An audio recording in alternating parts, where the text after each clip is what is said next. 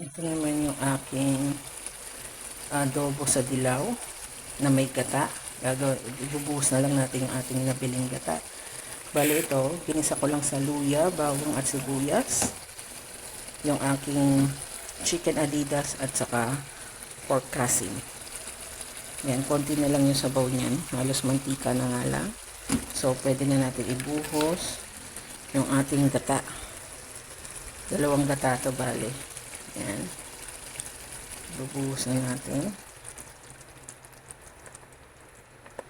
Tapos ayan lang natin kumulong maigi yan.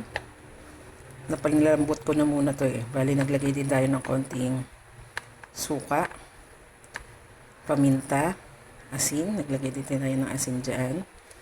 Tapos suka. Yan. Pinalambot natin yan. Magdagdagan pa natin yung paminta para lasap na lasap yung ating medyo peppery na luyang dilaw. Yung ating gumamit pala ako dyan ng turmeric powder, yung pinakaluyang dilaw natin, turmeric powder yung ginamit ko. Tapos pepper, yan. Tapos konting sugar, yan. Mixan natin para makakain na rin kami. Ito na itong ating adobong dilaw sa gata. Yung turmeric powder talaga yung nagpadilaw dyan.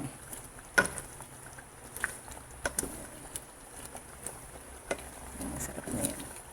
Malambot na yung ating mga paanong manok para kay mother. Sa amin yung mga pork.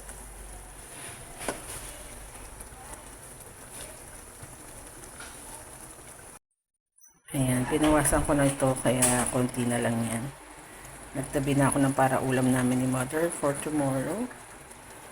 Ayan, pinapalapot na lang natin yung ating gata. Malambot na rin yung pork.